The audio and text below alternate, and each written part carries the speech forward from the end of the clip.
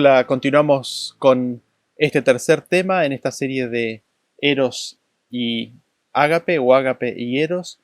Y como ustedes recordarán, en las dos presentaciones anteriores habíamos explayado, habíamos expuesto el concepto de Ágape. Habíamos visto cómo Jesús le había dado un significado que fue revolucionario para el contexto religioso de su época, de esos días, de cómo Dios es amor y de cómo el amor de Dios se revela y se manifiesta en el llamado a los perdidos, en el amor a los enemigos, de cómo Dios ama tanto a los buenos como a los malos también, y de cómo Dios busca rescatar a todos de la condición en la cual están.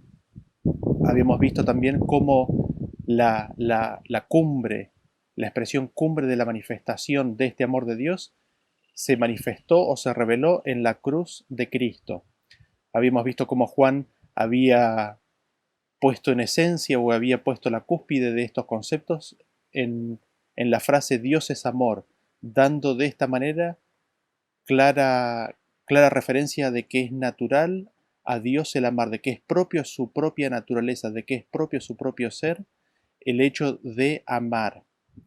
Y quisiéramos ahora adentrarnos un poco en el concepto de eros. Eros es esta otra palabra de origen griego que era tan común en el mundo helénico en las épocas anteriores a Jesús y en la época de Jesús mismo.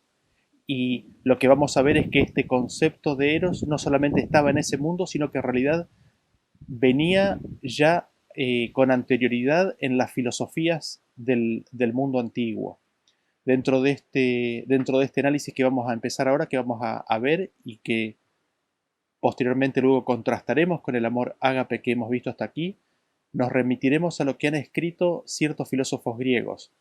Y en este sentido quisiera que me tengan un poco de paciencia, así puedo un poco mostrar de dónde viene esta filosofía y cuáles son los principales argumentos, cuáles son las principales delineaciones que se hacen del mismo. Así, cuando ellas se nos presenten de repente con un lenguaje, con un ropaje cristiano, las podamos identificar. Entonces pasemos a continuación al estudio de Eros. El eros al que hacemos referencia aquí es a un concepto específico, del cual quizás el ejemplo clásico es la mención por parte de Platón al eros celestial. Este eros celestial es el amor humano por lo divino, el amor del hombre por Dios. Sin embargo, no todo lo que se llama amor a Dios es categorizado como eros. Eros, en este sentido, es el apetito, el anhelo, el deseo que es despertado por las cualidades atractivas de su objeto. En el amor de Dios, el hombre busca a Dios con el fin de satisfacer su necesidad espiritual para la posesión y disfrute de la perfección de los dones divinos.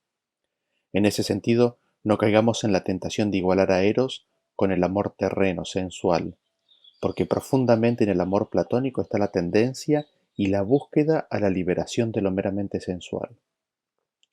Y Platón, entendemos, hace el esfuerzo para evitar esa confusión.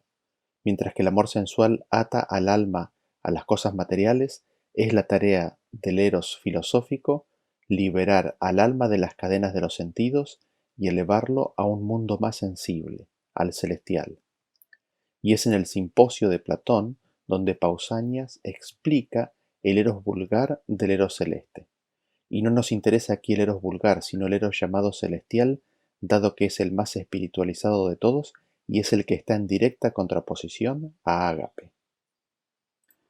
Sin embargo, no es Platón el originador de estos conceptos, a pesar de que fue él quien quizás los describió y le dio una forma característica, sino que ya encontramos la filosofía o el principio de Eros en las religiones basadas en los misterios de la antigüedad.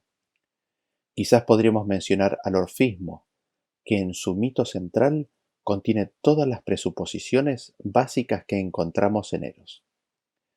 Este mito central nos cuenta que Zeus decidió darle a su hijo Sagreo, Dionisio, dominio sobre el mundo, pero mientras Sagreo era un niño, los titanes, que eran una raza de deidades, lograron matarlo y descuartizarlo. Pero Zeus fulmina a los titanes, los destruye y de sus cenizas crea a la raza de los hombres. Y se puede explicar cómo esto era un mito en el orfismo, probablemente proveniente del culto a Osiris de Egipto, diseñado para explicar las orgías que se daban en el orfismo. Sin embargo, allí es donde se ve el elemento clave. De acuerdo al mito, el hombre tiene dos naturalezas, una similar a la divina y otra terrenal. Como fue creado de las cenizas de los titanes, él es malvado y está enemistado con Dios. Sin embargo, dado que en la esencia de los titanes hay algo del Dios que los creó, hay algo divino en el ser humano. Así, el hombre pertenece de acuerdo a este mito a dos mundos. Es un ser terrenal con una chispa divina. Y es ese elemento divino el que debe ser liberado de su esclavitud terrenal y su elemento sensual. La razón divina o el alma divina ha de surgir sobre todas las cosas, rompiendo aquello que lo ata. Ha de purificarse a sí misma de ese ambiente que no le es propio a su condición de vida divina a la cual pertenece por naturaleza. El camino de la salvación para el alma, entonces, para el orfismo, es el camino de la purificación y el éxtasis, y el objetivo es la reunión final del alma con lo divino y su incorporación al mismo.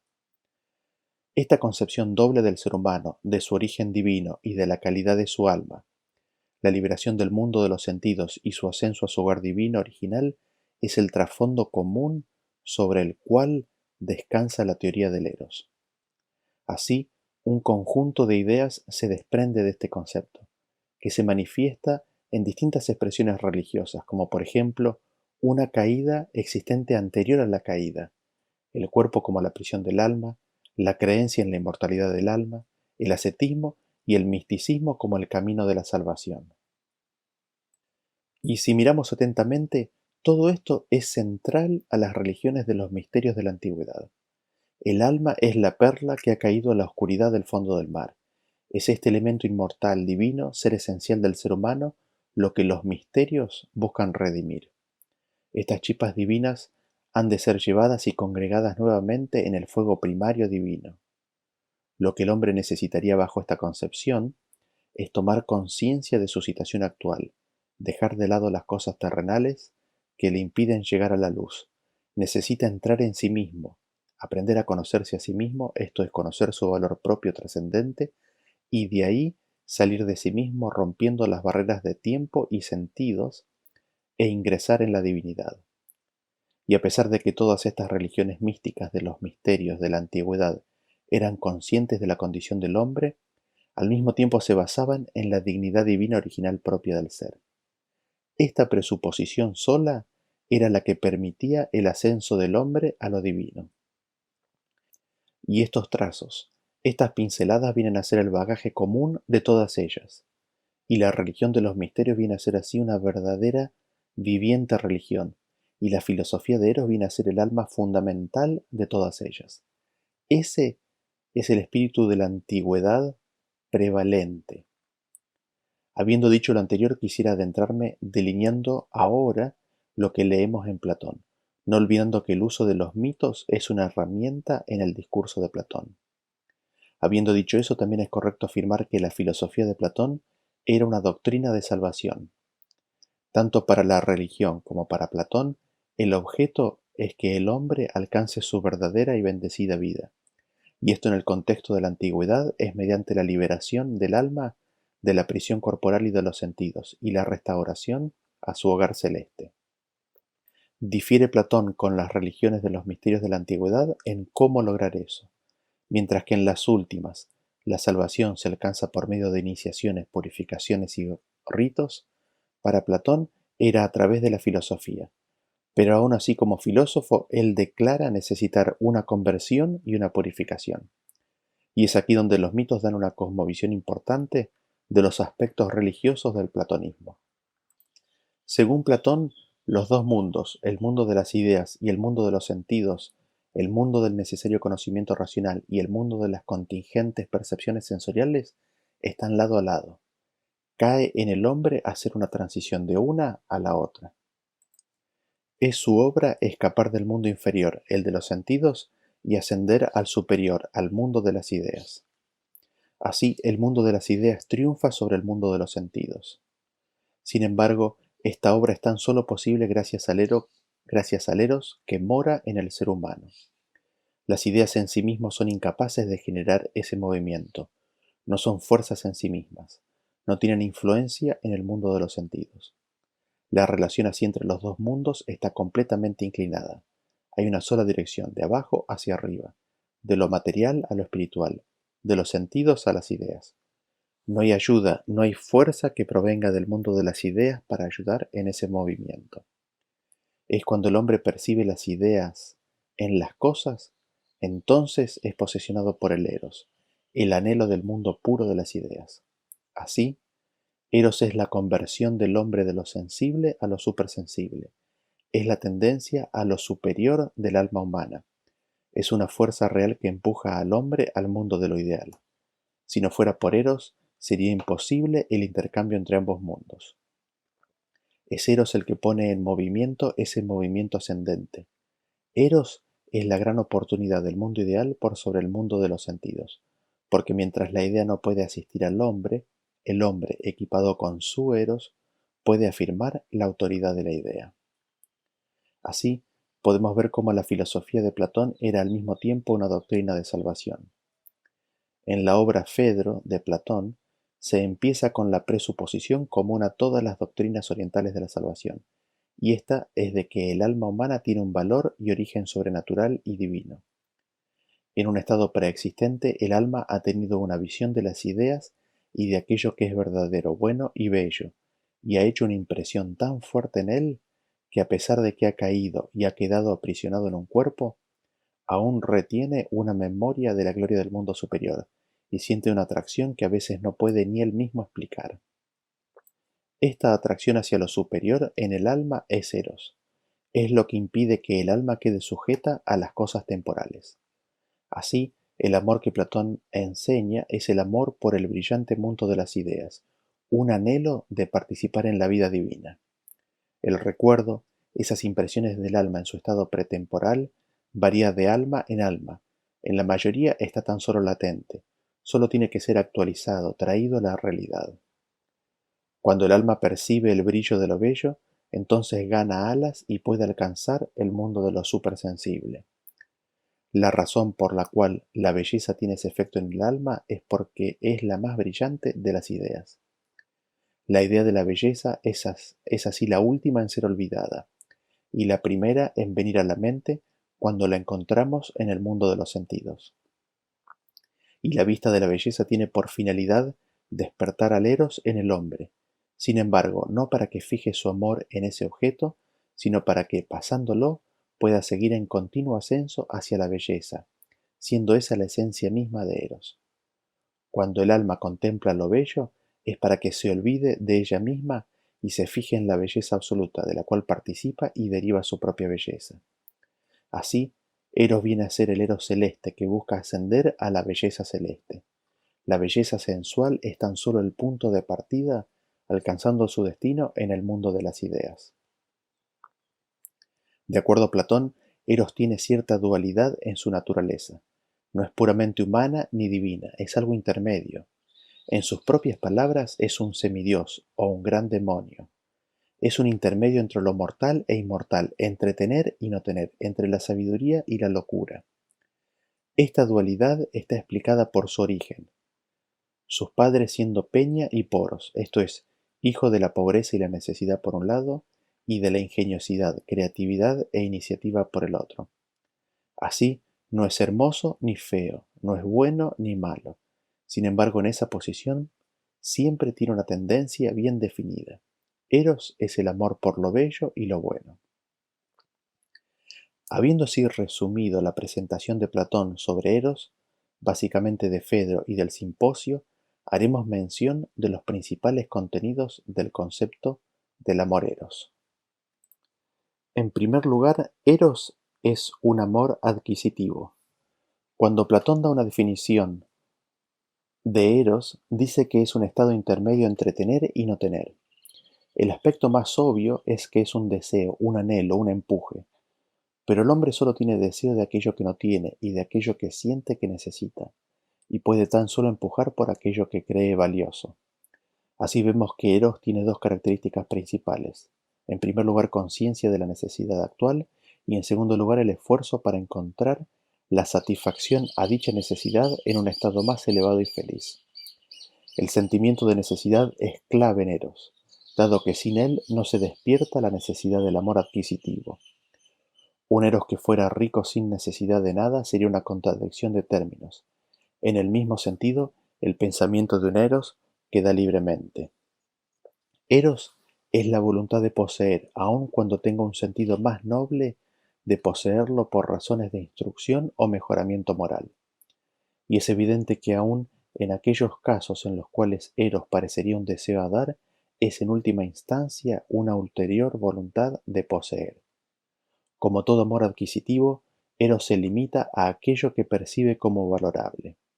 El amor y el valor están juntos aquí, se insinúan uno al otro. Tan solo aquello que es valorable puede venir a ser un objeto de amor y deseo. De aquí podemos notar que para Platón es imposible concebir un amor que sea libre, espontáneo y desinteresado, porque el amor adquisitivo está motivado por el valor de su objeto. Sin embargo, es un amor adquisitivo, no en un sentido en el cual empuja al alma a lo más bajo y lo retiene en las cosas temporales. Ese sería un amor sensual. En contradicción con esto, Eros es un amor que está direccionado a lo superior, es el anhelo del alma por lo superior, lo mejor, es una aspiración al mundo celestial, al mundo de las ideas. En ese sentido, es de destacar que esa aspiración a las cosas elevadas sigue siendo un amor adquisitivo. En segundo lugar, Eros es el camino del hombre a lo divino. La descripción de Platón de Eros como algo intermedio también tiene significancia religiosa. Eros es el mediador entre la vida humana y la vida divina. Es Eros lo que eleva lo imperfecto a lo perfecto, lo mortal a la inmortalidad. En ese sentido, Platón puede hablar del amor como algo divino, pero solo en el sentido de que es algo que lo une con los dioses, no en el sentido de que los dioses sienten amor. Los dioses viven su vida bendita sin sentir necesidad de nada. Ellos no necesitan amor. Platón dice el hombre solo ama y desea aquello que quiere y no tiene, porque ¿quién en el mundo desea lo que ya tiene? Dado que los dioses tienen todo y no necesitan nada, no sienten amor. Pero ellos sí son el objeto de amor. Dado su inherente belleza, la divinidad pone en movimiento hacia ella todas las cosas. Pero lo divino permanece inmóvil, en absoluto reposo. Platón dice, un dios no tiene relación con el hombre, sino por medio de su intermediario, Eros, y todas las relaciones entre los dioses y hombres así ocurren. Así, el amor como actividad y movimiento es un acto puramente humano, porque el amor es siempre el deseo de lo bajo por lo alto, de lo imperfecto por lo perfecto. Eros es el camino por medio del cual el hombre asciende a lo divino y no el medio por el cual la divinidad se agacha hacia el hombre. Todo esto es simplemente el reconocimiento del valor en el objeto amado y en la conciencia de la necesidad de ese valor. En ese sentido, para Platón viene a ser clave la dirección del amor hacia lo supersensible. Eros, en ese sentido, es el escape del alma de un mundo en dirección al otro mundo, del mundo de los sentidos al mundo de los recuerdos despertados del mundo superior por la belleza de las cosas. Así, la escalera para Platón es de un cuerpo bello a todos los cuerpos bellos, de allí a la belleza de un alma, de allí a la belleza en las leyes naturales e instituciones, y de allí la belleza de las ciencias, y finalmente a aquello que es absolutamente bello en sí mismo, que es la idea de la belleza en sí misma. Así se llega a la contemplación de la belleza eterna, que no tiene principio ni fin, que no crece ni decae, que es al mismo tiempo el ser absoluto. Y en último lugar, Eros es un amor egocéntrico. Absolutamente todo se centra en el ser y su destino. Todo lo que es importante es el alma y de que esté encendido de Eros. Es importante el alma y sus desafíos actuales como esclavo del cuerpo, y su ascenso gradual al mundo superior, y su visión de las ideas en su gloria. El simple hecho de que Eros es amor adquisitivo debería ser suficiente evidencia de que es egocéntrico. Sin embargo, la naturaleza egocéntrica de Eros se manifiesta en que el objeto de amor es la de obtener la posesión de algo considerado valioso y del cual el hombre siente que tiene necesidad. Así, Todo hombre anhela aquello que le es bueno, por lo tanto amar lo bueno es el deseo de poseer lo bueno y poseerlo permanentemente. Amor entonces siempre es un deseo de inmortalidad, pero en este deseo se manifiesta su egocentrismo.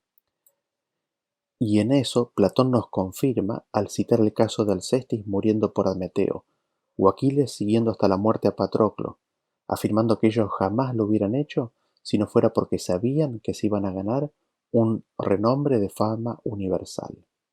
Evidentemente, este amor que los lleva a entregar la vida por el otro no es un amor que no busca lo suyo.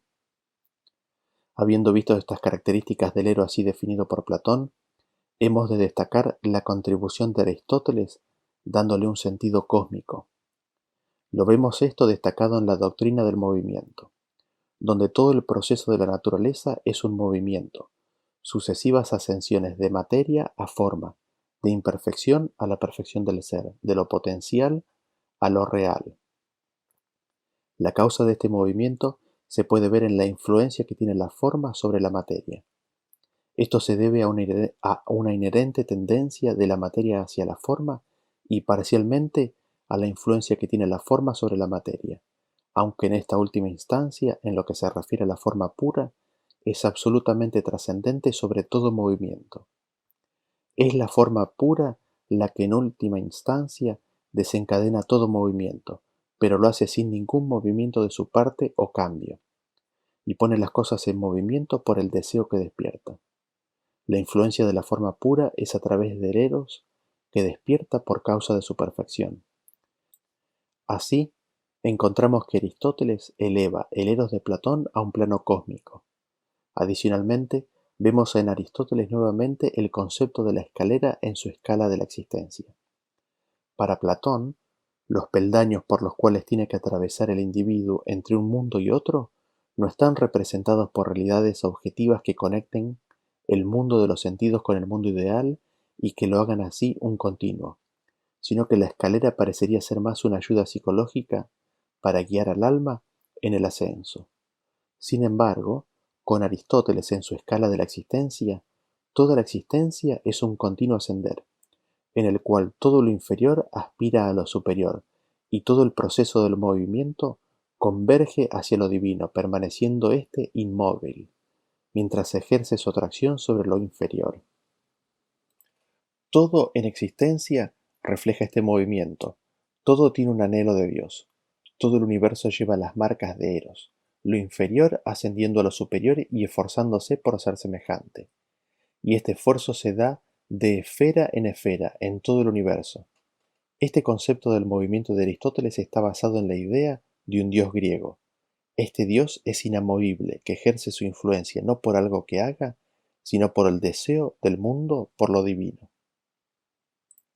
Habiendo así expuesto básicamente la idea de Aristóteles, quisiéramos a continuación detenernos en el neoplatonismo, mirando un poco las enseñanzas de Plotino, quien vivió ya bien entrada la era cristiana.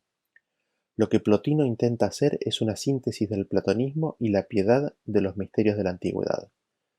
Tanto en Platón como Aristóteles hay una gran variedad de pensamientos relacionados con Eros.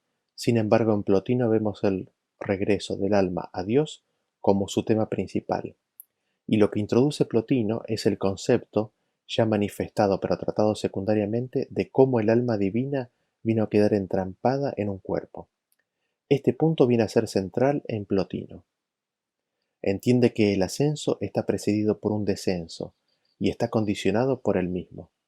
Así el descenso tiene que ser reproducido pero a la inversa para que el alma pueda retornar a Dios. Así, para Plotino, el proceso del mundo puede resumirse en la doble concepción de una emanación de todas las cosas desde el uno, el divino, y el retorno de todas ellas al uno. El descenso ocurre en la emanación del uno y lo abnormal ocurre cuando el alma del individuo se desconecta con el mundo del alma, cuando se olvida de su origen divino y busca satisfacción en el mundo de los sentidos. Cuando el movimiento descendente ha alcanzado su límite, retorna en movimiento ascendente. Cuando el alma se permite quedar atrapado en la obra de los sentidos, es por una subvaluación del valor del alma propia. Así, Para que el descenso se pueda convertir en ascenso, el alma debe aprender dos cosas. Primero, debe traer a la mente su propio origen divino y valor. Y cuando el alma así ha sido movida del mundo de los sentidos, puede abocarse a la belleza y al así hacerlo, se direcciona hacia el ascenso y es su trabajo ahora ascender y ascender a mayores escalas de belleza, revirtiendo así el proceso del descenso. Así, los pasos en el ascenso comienzan notando que las cosas corporales reciben su belleza del alma, el alma de la razón del uno, de lo divino. Dice Plotino, debemos ascender a lo que toda alma aspira, a lo bueno. Sin embargo, la altura más alta, la perfecta unión con Dios, no se puede alcanzar por la dialéctica ni por ningún razonamiento discursivo, sino solamente a través del éxtasis, en el cual el que contempla viene a fundirse en lo que contempla, viniendo así a ser Dios. Así está descrito el ascenso y todo el ascenso descansa sobre la presuposición que ya habíamos visto en el orfismo de que el alma tiene algo divino y que ha sido atrapado en esta materia. Y en esto Plotino se esfuerza en demostrar que el alma por naturaleza es buena y que lo malo es lo externo, es por consecuencia de su enredo con la materia. Así, la doctrina de Plotino se puede resumir en el descenso y el ascenso, en donde Eros domina los dos caminos. Dentro de este detalle, nos podemos preguntar cuán genuinamente es el descenso al concepto que hemos visto hasta aquí presentado. Quizás lo primero que podríamos decir es que Plotino está interesado en el proceso cosmológico por el cual estamos aquí, cómo es que se llegó a esta situación. En lo que se refiere a la salvación, Plotino está únicamente ocupado con el ascenso, con el movimiento hacia lo divino. La comunión con lo divino no es por Dios viniendo al hombre, todo lo contrario, sino que es el hombre escalando por medio del Eros hacia el uno. Y en la descripción del descenso no hay en realidad un descenso de lo divino. El divino se mantiene en su trascendencia inamovible. Cuando lo superior provee a lo inferior, lo hace sin quedar bajo ninguna circunstancia sujeto a las condiciones en las cuales lo inferior está sujeto, sino que se mantiene completamente inerte, su influencia es siempre pasiva. Para Plotino lo divino es autosuficiente y nunca emite desde su reposo sublime. No existe ningún espontáneo descenso. El descenso es en realidad no un acto de condescendencia divina, sino que es la caída del alma en el pecado y la culpa. Plotino afirma que cualquiera que desciende a un nivel inferior lo hace involuntariamente y eso es evidencia de debilidad e incapacidad, algo imposible en lo divino. Es imposible, por lo tanto, el concepto de que lo divino desciende realmente. Así, el descenso de Plotino no tiene nada en común con el ágape que encontramos en el Evangelio. Al contrario, Plotino llama por una elevación del hombre a la condición de un superhombre divino. Así, se llega a la conclusión en Plotino de que Dios es Eros. Se dice acerca de Dios, Él es digno de ser amado y Él mismo es amor, amor de sí mismo, dado que Él es bello solo por sí mismo y en sí mismo. Así, Dios es definido como Eros y se abre aquí mismo el camino para hacer una comparación entre este Dios que es Eros con el Dios que encontramos en la Biblia que es Ágape. Pero mientras que en la Biblia el hecho de que Dios es ágape es una consecuencia natural de lo explayado sucesivamente, terminando así en esa expresión cúspide, no puede decirse lo mismo de Eros, dado que de ninguna manera en Platón se puede identificar a Eros con lo divino. Dios no es Eros y Eros no es Dios. Para Platón, Eros es un demonio o semidios que nos guía en nuestro ascenso a lo divino. Así, a primera vista, parecería que esta afirmación de Plotino de Dios es Eros es un abandono de la idea platónica de Eros. Parecería que es así, sin embargo, por medio de lo que parecería ser un artilugio dialéctico, Plotino se desprende de ese problema. Lo que él afirma básicamente es que lo divino es el bien más alto, el destino final de todo anhelo y deseo, y como tal, él mismo no puede tener ningún anhelo ni deseo ni aspirar a cosa alguna, dado que en él se halla lo sumo de todo lo deseable. Así, Eros no puede aplicarse como concepto a Dios, sino que, Plotino afirma, Dios es Eros tan solo para consigo mismo, y de esta forma logra aplicar el concepto de Eros a Dios. Así, en esta concepción, Eros viene a ser la fuente última y el destino último de todas las cosas. Y aquí tenemos la clara demostración de diferencia entre Ágape y Eros. Cuando Eros se aplica a Dios, su carácter adquisitivo y egocéntrico se aplica tanto a sí mismo que termina siendo un amor que está completamente ensimismado en la contemplación de su propio ser. Así, si hubiéramos de resumir esto, veríamos que la idea de que Dios es Eros no tiene significado a menos que se lo aplique como un amor a sí mismo. Y así terminamos con la presentación del concepto de Eros, viniendo de las religiones de los misterios de la antigüedad misma, remontándonos así a las religiones orientales, al Egipto antiguo y a la Grecia antigua, hasta su expresión en los primeros días del cristianismo. Y es aquí donde quisiéramos detenernos en este desarrollo y hacer un análisis de las dos filosofías, de los dos amores, de los dos principios. Nos interesa verlos lado a lado y compararlos y contrastarlos. Ahora, Eros y Ágape son más que simplemente dos ideas diferentes y opuestas del amor. Es mucho más que eso, porque en realidad es una oposición uno del otro completa, universal, total, que se manifiesta en cada faceta.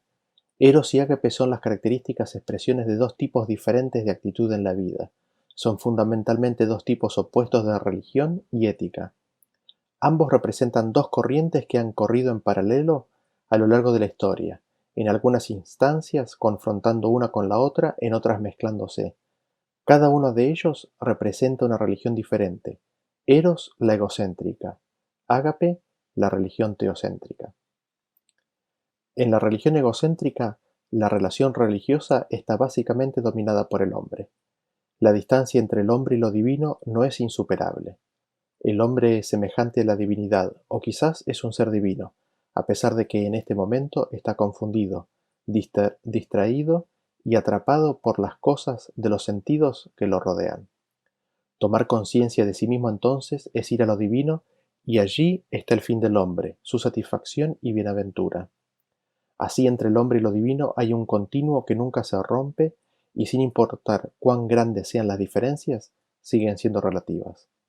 Así, es posible para el hombre ascender sucesivamente a una semejanza cada vez más parecida a la de Dios, y de acercarse paso a paso a lo divino. Por otro lado, en la religión teocéntrica el centro es Dios. Entre Dios y el hombre hay una distinción absoluta, una línea que jamás puede ser cruzada desde el lado del hombre hacia Dios. Cualquier pensamiento del hombre elevándose a sí mismo a lo divino es nada más que un titánico orgullo que, lejos de acercarlo a Dios, es el nivel más elevado de rebelión y de una vida impía. La separación entre Dios y el hombre es absoluta, así que el hombre no tiene ninguna posibilidad de ascender al nivel de la divinidad. Solo Dios puede cerrar esa separación, y lo hace enviando a su Hijo en semejanza de pecado, para llamar y rescatar a los pecadores y perdidos. La única comunión posible es solo si Dios, en su amor ágape, condesciende con el hombre, y Él lo hace enviando el Espíritu de su Hijo. Así es la única manera en la cual el hombre tiene alguna chance de comunión con Dios.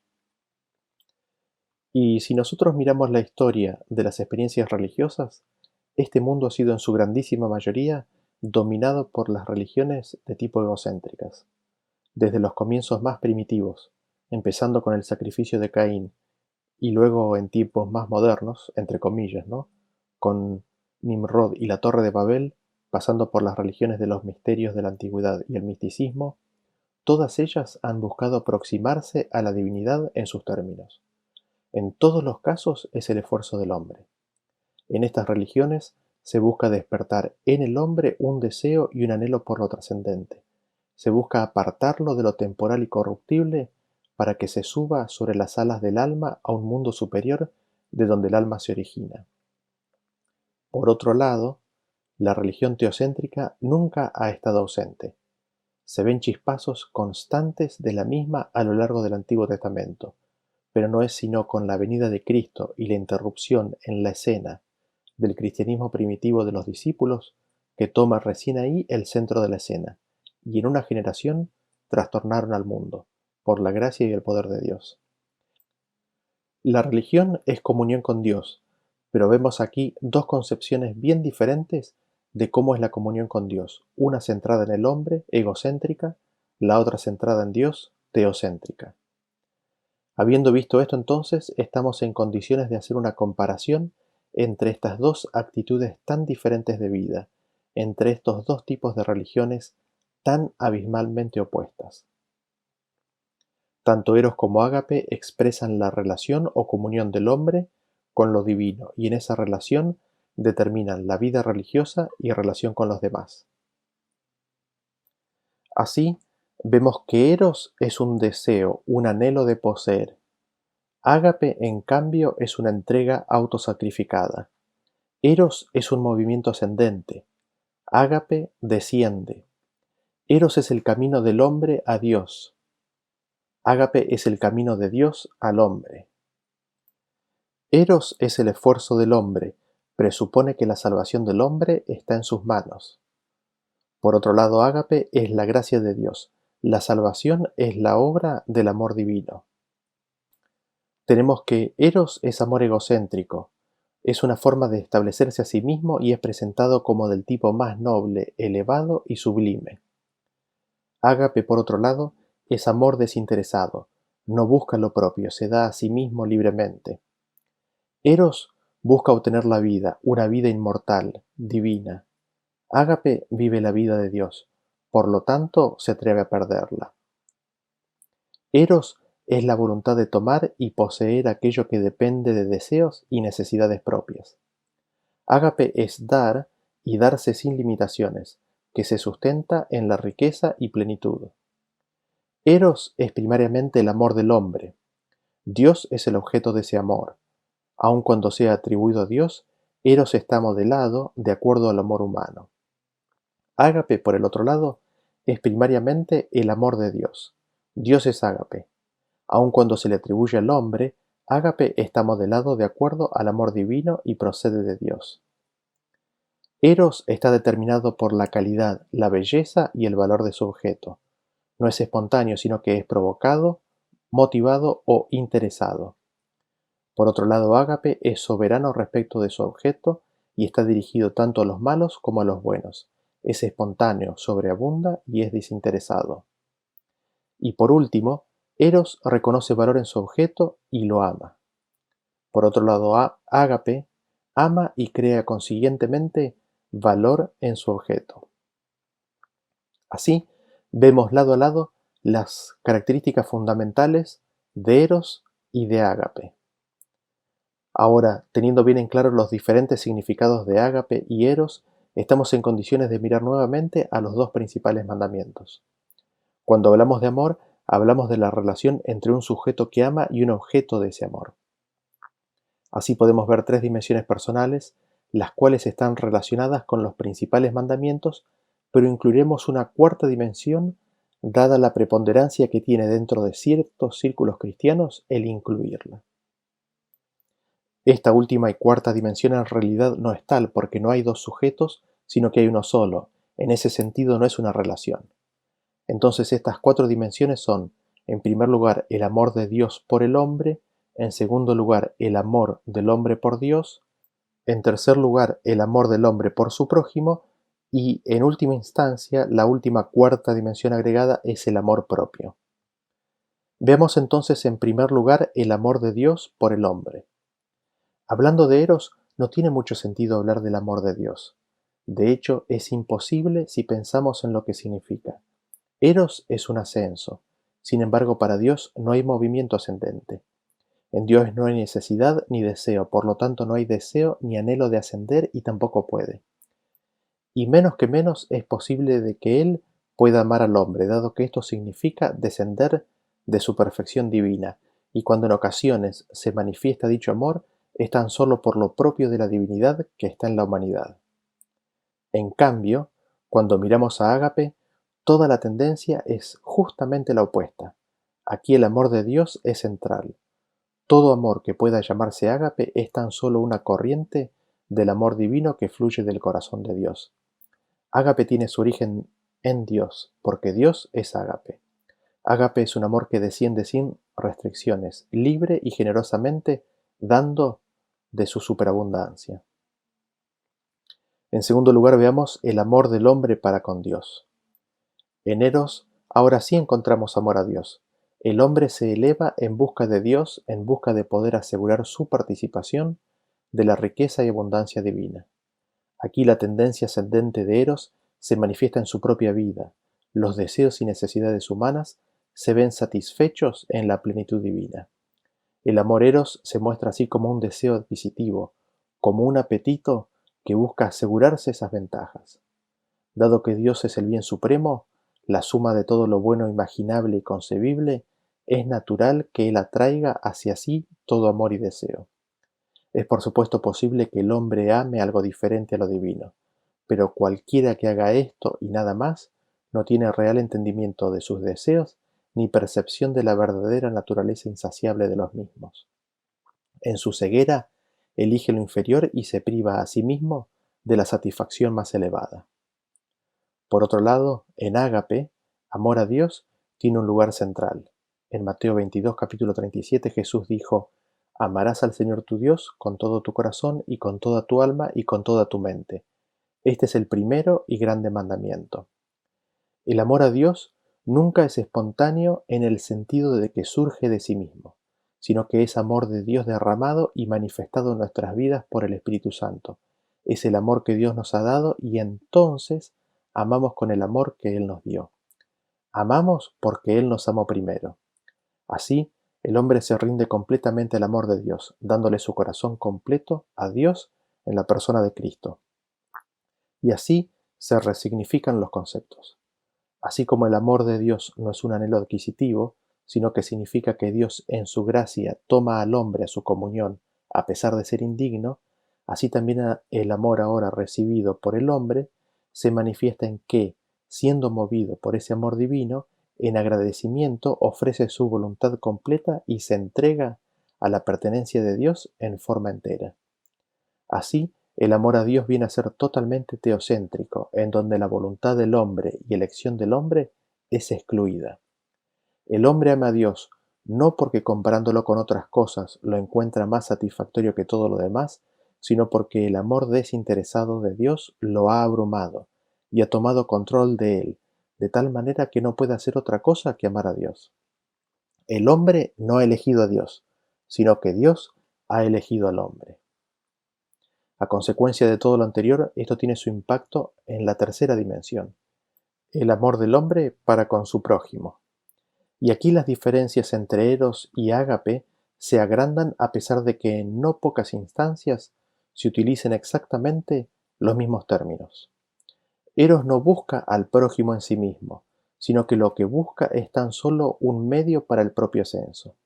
Eros no está en sí mismo enfocado en el prójimo, sino que busca despojarse de su conexión con su objeto y lo usa como un medio, como un paso ascendente más hacia la belleza absoluta. El objeto de amor, en este caso el prójimo, debe ser dejado de lado. El amor, por otro lado, está tan solo direccionado a aquello en lo que el objeto participa en la belleza de lo divino. Así, el amor al prójimo nunca llega a ser un amor puro y simple, sino que siempre tiene un objetivo ulterior. El prójimo es tan solo un objeto intermedio en el ascenso, mientras que el objeto último es Dios. En la medida que el objeto participa en lo divino, y tan solo en ese particular es apropiado amarlo. Pero no el ser humano en su totalidad en sí mismo, sino la idea divina en él, lo divino en él, es lo que realmente viene a ser el objeto de amor. Así, del amor en mi vecino, Eros busca pasar al amor a Dios directamente. Así, el amor al prójimo es un acto meritorio, es un paso que me acerca a Dios y de allí su necesidad. El amor al prójimo, por otro lado, ante ágape tiene una estampa completamente diferente. El amor ágape hacia el prójimo está dirigido completamente hacia el prójimo en su ser y circunstancia, sin cálculos ni pensamientos adicionales ni previos al respecto. Y aquí nos preguntamos, ¿qué es lo que puede llevar al hombre a amar a su prójimo de esa manera sin ningún objetivo ulterior? ¿Qué es lo que puede llevar a un hombre a amar a su enemigo? Cuando mi prójimo es mi enemigo, obviamente ya no se puede encontrar alguna razón en su propio ser para amarlo, a menos que el amor al prójimo sea totalmente espontáneo, desprovisto de toda motivación, sin ningún objetivo adicional en vista, incluyendo el ganarse el amor de Dios. No puede llamarse ágape ni entonces ser de acuerdo con el modelo divino de ágape. Amar a mi vecino y enemigo no posee en sí mismo ningún carácter meritorio para hacerme recipiente del amor de Dios, y es conociendo ese amor de Dios totalmente inmerecido, dado libremente, es lo que justamente le quita su carácter meritorio. Si nos preguntamos qué es lo que lo motiva, tan solo podemos decir que es Dios mismo. Dios así no es el objetivo último del amor al prójimo, sino el principio del amor recibido de Dios en primer lugar. Dios, siendo el mismo ágape, da ágape. Es amando como Dios genera al amor en sus recipientes. Así, todo aquel que es amado de Dios y se ha permitido ser conquistado y poseído por ese amor, no puede menos que pasar ese amor a su prójimo y enemigo. Así, el amor de Dios pasa directamente al prójimo. Y finalmente veamos la última dimensión, que es el amor propio. Eros es principalmente amor propio. Todo lo dicho hasta aquí es suficiente para establecer este punto. En ese sentido, no es demasiado decir que el amor propio es la base misma de todo amor que lleve la estampa de Eros. Amor a Dios y amor al prójimo y cualquier otro amor es, en última instancia, reducido a todos los benefactores del ser. Aun en su sentido más altruista y espiritual, se piensa en amor al prójimo como un paso hacia una mayor comunión con Dios, en un acto meritorio que nos ganará a Dios. Y el amor a Dios está firmemente basado en la convicción de que Dios es la satisfacción de todos los deseos y necesidades del hombre.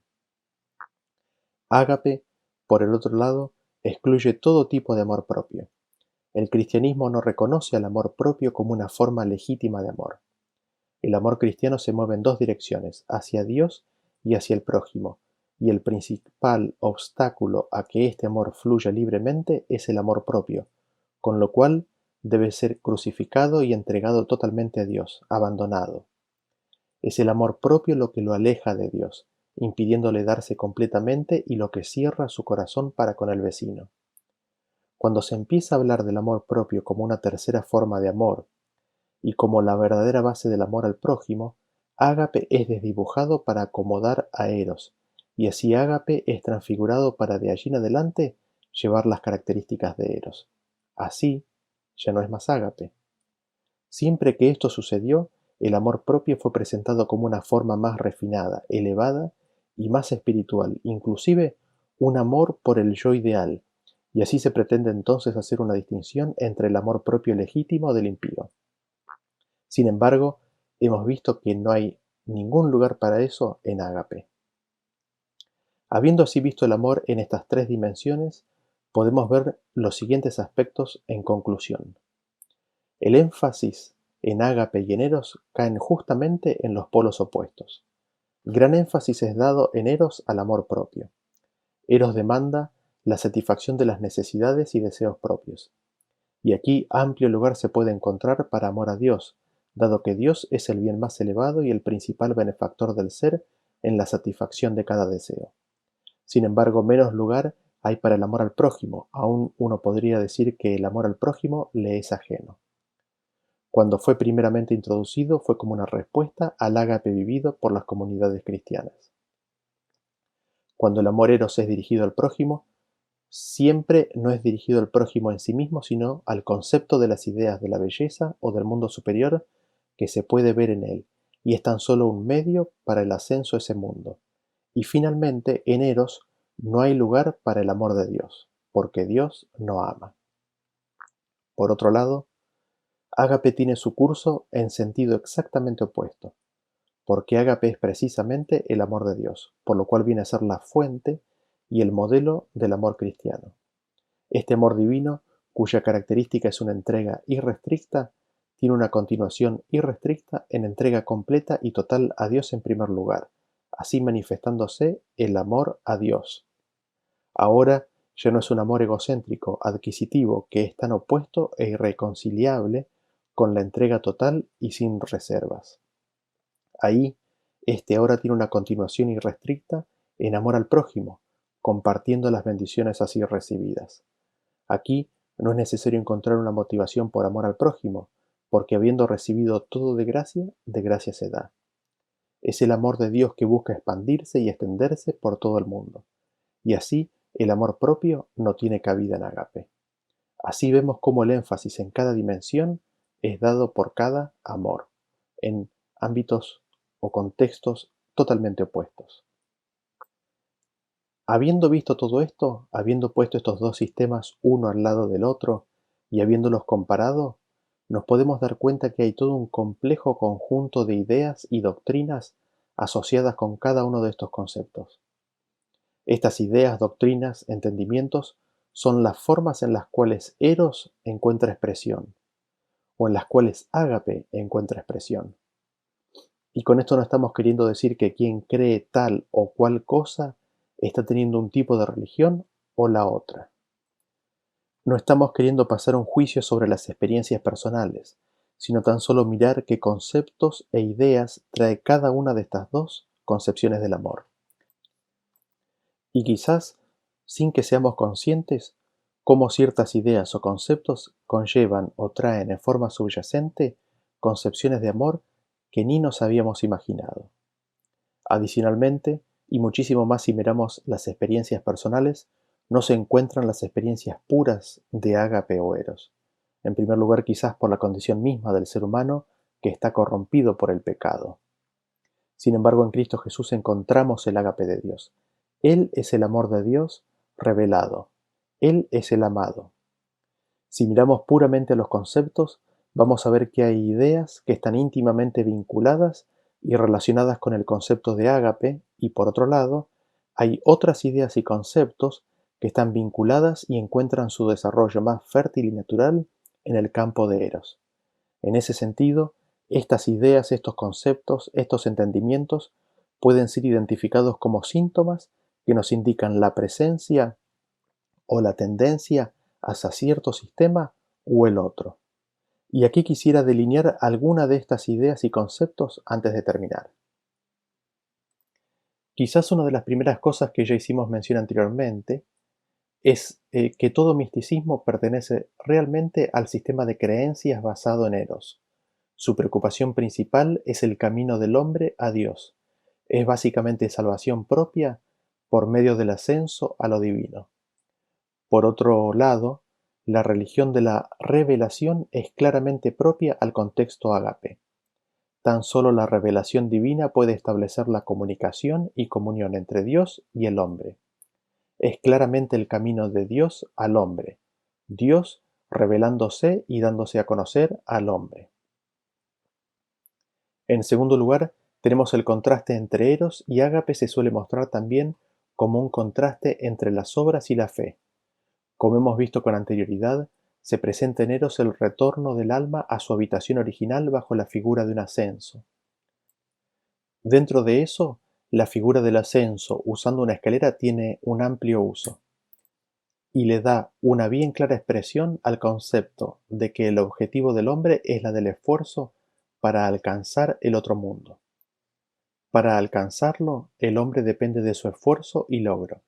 Dentro de esto empieza entonces a tallar el concepto del mérito, y de ofrecer o dar o hacer cosas para ganarse el favor divino o alcanzar la esfera divina. Y tenemos claramente el principio de ese camino revelado en las Escrituras. Así se le presentó a Eva, en Génesis 3:4, cuando se le dijo, «El día que comáis de él, serán abiertos vuestros ojos y seréis como Dios».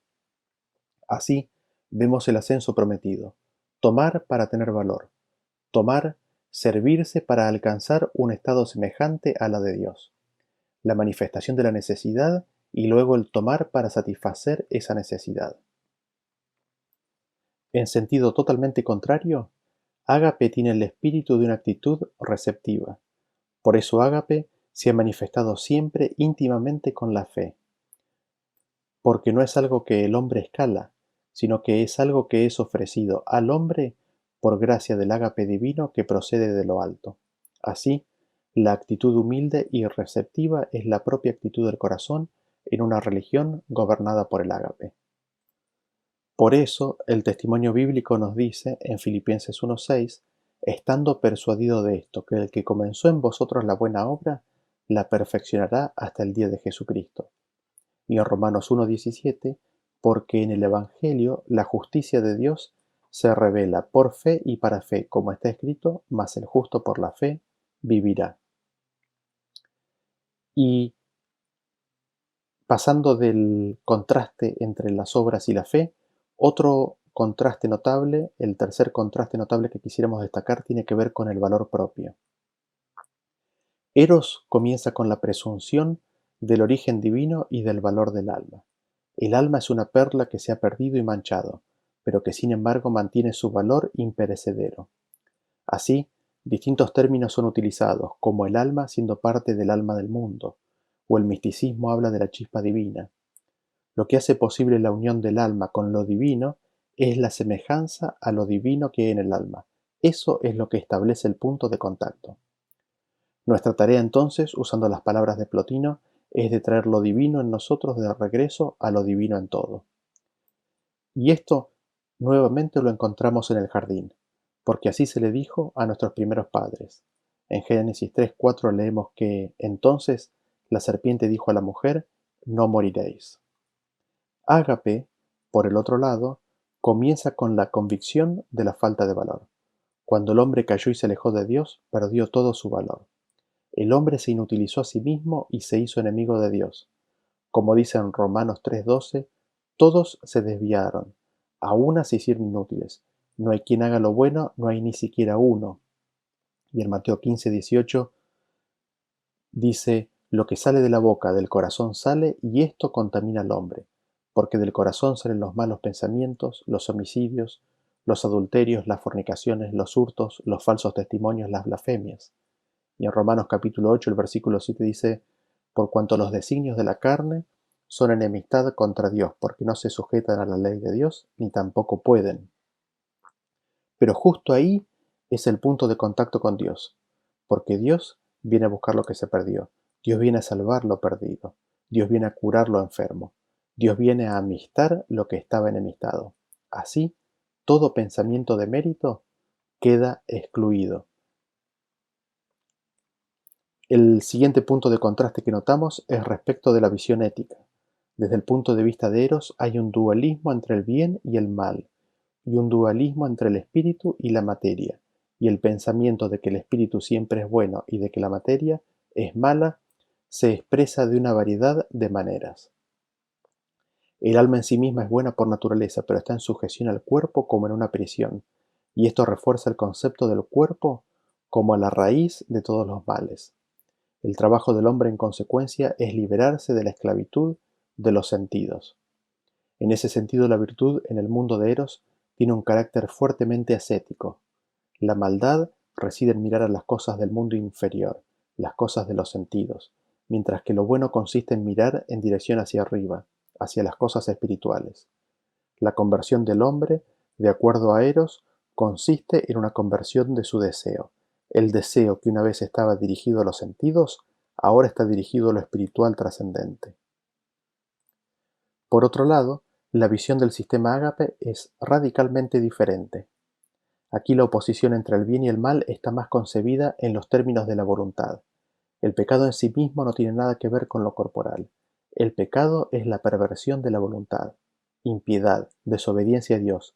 Es la rebelión centrada en el hombre mismo contra Dios. La conversión, consiguientemente, tiene un significado bastante diferente. No significa ya simplemente el cambio de deseo, sino el cambio del corazón, donde la voluntad egoísta es transformada por el poder del Espíritu Santo en una voluntad teocéntrica, una voluntad dirigida por Dios. Este conflicto se manifiesta claramente, por ejemplo, en la concepción de Jesús, el Hijo de Dios que se tiene. Uno de los puntos de fractura que notamos en algunos movimientos religiosos está precisamente en este punto y la encarnación. En la religión babilónica que termina tomando al mundo por completo, centrada en Eros, leemos que, según Daniel 11, los dioses no tienen morada con la carne. Adicionalmente leemos en Primera de Juan el capítulo 4, a partir del versículo 1 que dice, Amados, no creáis a todo espíritu, sino probad los espíritus si son de Dios, porque muchos falsos profetas han salido por el mundo. En esto conoced el Espíritu de Dios. Todo espíritu que confiesa que Jesucristo ha venido en carne es de Dios, Y todo espíritu que no confiesa que Jesucristo ha venido en carne, no es de Dios, y este es el espíritu del anticristo, el cual vosotros habéis oído que viene y que ahora ya está en el mundo. Así, vemos que justamente la lucha del anticristo es negar que Cristo es venido en carne. La lucha y la negación del espíritu del anticristo está en que niega que Cristo se pueda manifestar en la carne de pecado.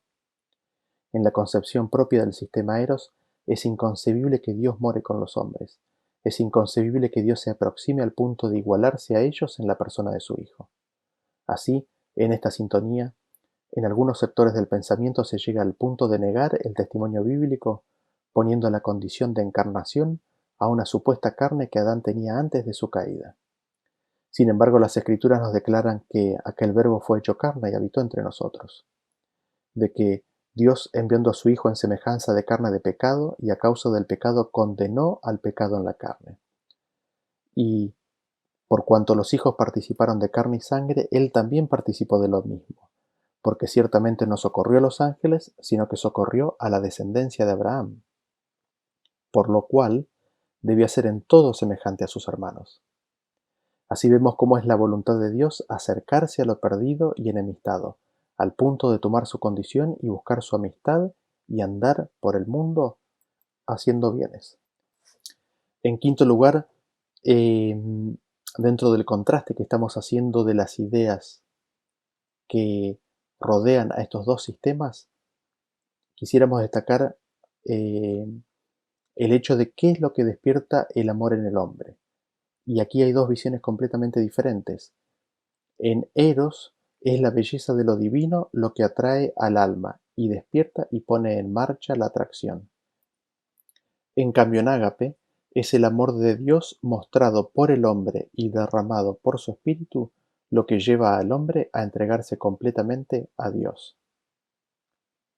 En sexto lugar, quisiéramos destacar que cuando hablamos del alma dentro de Eros, está siempre presente la inmortalidad del alma.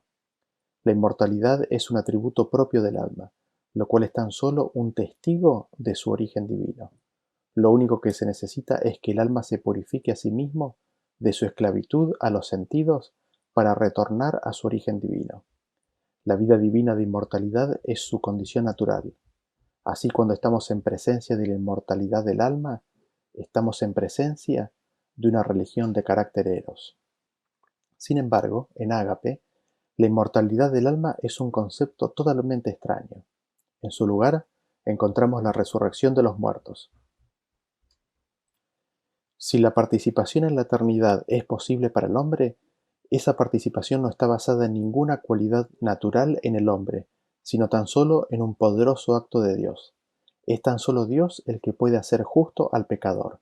Así también es tan solo Dios quien puede hacer que los muertos vivan. La resurrección en ese sentido es un sello distintivo del sistema ágape de pensamiento. La muerte, así, es la consecuencia del pecado del hombre y la resurrección es el acto de amor que surge puramente de la voluntad de Dios. Y por último, vemos que existen dos concepciones diferentes de Dios en los sistemas basados en Eros y en aquellos más cercanos a Ágape. En Eros, el Dios de la cristiandad se manifiesta como una Trinidad, es decir, como un solo Dios, una unidad de tres personas coeternas. ¿Y en qué se manifiesta el Eros? En la descripción del amor de la Trinidad. Y para asegurarme de no equivocarme en la descripción, la leeré textualmente. Aquí comienza. Estas palabras, Dios es amor, no tienen auténtico significado a menos que Dios sea al menos dos personas. El amor es algo que una persona tiene hacia otra persona.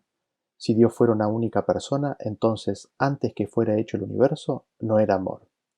Porque si el amor es la esencia de Dios, debió amar siempre, y siendo eterno, debió haber poseído un objeto eterno de amor. Además, el perfecto amor es posible solo entre iguales. Y aquí termina la cita. Así, en estas palabras vemos la esencia misma de Eros en la Trinidad. Ahí, en esas palabras, encontramos el eco de la filosofía griega. El amor es puesto tan solo en lo igual, el amor existiendo porque encuentra valor en el objeto, el amor propio a full, lo otro no es amor. Así vemos cómo tanto se alejan en sus tradiciones, de la revelación de la palabra. Por el otro lado, en los sistemas basados más en ágape, Dios no es una trinidad. Hay un solo Dios, el Padre, y tiene un Hijo, quien es su amado. Y la clave aquí, la piedra angular, está en la condición de Jesús como Hijo unigénito de Dios. Este hecho, todos los sistemas compenetrados con Eros intentan oscurecer, porque es en la condición de Hijo donde se revela que todas las cosas provienen del Padre, que el Padre ha amado al Hijo y le ha dado todas las cosas, y el Hijo se constituye así en el modelo divino para el universo todo, para reconocimiento y gloria de Dios. El Hijo en su condición de Hijo y por su condición de Hijo niega o anula cada uno de los puntos centrales que hemos mencionado hasta aquí. El Hijo es el camino de Dios a toda su creación, incluyendo y especialmente al hombre en su condición caída. El Hijo es el autor y consumador de la fe, por eso Él es el Amén. Él inventó la fe, la creó, la perfeccionó y la completó. Al Hijo le fue dado el tener vida en sí mismo, por eso es Hijo, y su valor está en que su Padre lo ama, y cuando el hombre pecó, se encarnó en la carne de los hijos de Abraham, y en esa carne de pecado triunfó sobre el pecado como Hijo de Dios y como Hijo de los hombres. Triunfó sobre el pecado porque sujetó su voluntad total y completamente al Padre. Y es el amor del Padre hacia el Hijo lo que constituye el modelo y la invitación que Jesús hace a todos, a que participemos de ese vínculo, para que conozcamos y participemos del amor con que el Padre amó al Hijo desde los días de la eternidad. Y es en su condición de Hijo que pudo decir, pongo mi vida y la vuelvo a tomar. Así, la condición de Jesús como Hijo de Dios en su divinidad y como Hijo de los hombres según la carne de Abraham, se constituye en la piedra central, en el edificio angular del amor ágape, porque en esto se mostró el amor, en que Dios envió a su Hijo. Así, el Hijo es el ágape de Dios revelado. Así, podemos ver todos estos conceptos que giran alrededor de Eros por un lado y ágape por el otro. Poder analizar todo esto, estudiarlo, seguir la palabra escrita, creerla y aceptarla con la ayuda del Espíritu de Dios, nos permitirá tener un entendimiento de todo lo que está involucrado. Y a pesar de que la experiencia individual y colectiva humana está tan llena de inconsistencias, poder ver estos conceptos, su origen y procedencia, y en qué están basados unos y otros, nos permiten ver los grandes centros de pensamiento que están en pugna. Y la gran pregunta obviamente es, ¿qué haremos nosotros? ¿A quién seguiremos? Que Dios nos ayude y que nos dé el espíritu de su Hijo que clama Abba Padre. Que Dios los bendiga y hasta el próximo video.